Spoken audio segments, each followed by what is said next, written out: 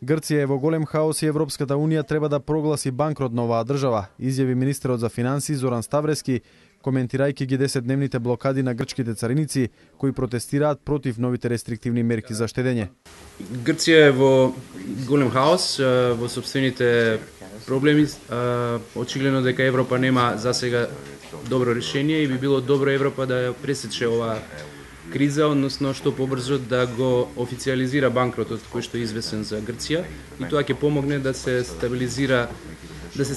пазарите, односно да се смират пазарите, бидејќи се додека има ваква латентна неизвестност, ситуацијата нема да се подобри. Тој истакна дека штетите што ќе бидат предизвикани од штрајкот на грчките цариници нема да бидат надоместени од Европската Унија, па оттаму треба самите да се справиме со ваквата ситуација преку привлекување на инвестиции и реализирање на капитални проекти. Ако Европа се плаши да го употреби нашето име во извештајот, не може да очекуваме секако дека ќе ни надомести некакви трошоци заради штрајк на грчките цариници. Впрочем, тие го знаеа тоа дека Грција е во лоша состојба и дозволија да се случи ова што се случи. Така да мислам дека треба да бидеме реални, да ги стегнеме сопствените сили, она што можеме да го направиме за сопствената земја. Никој од надвор нема да ни помогне, треба самите да работиме за да си помогнеме, и во тој дел,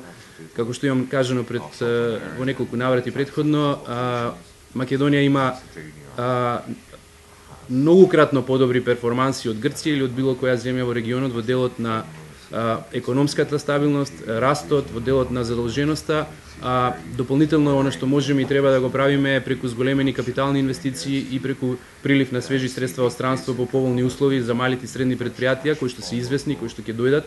да им помогнеме на македонските фирми и на македонското стопанство. Ставрески истакна дека Македонија може само формално да реагира за штетите од блокирањето на грчките граници, нагласувајќи дека Европската Унија нема соодветно решение за економската ситуација во оваа држава.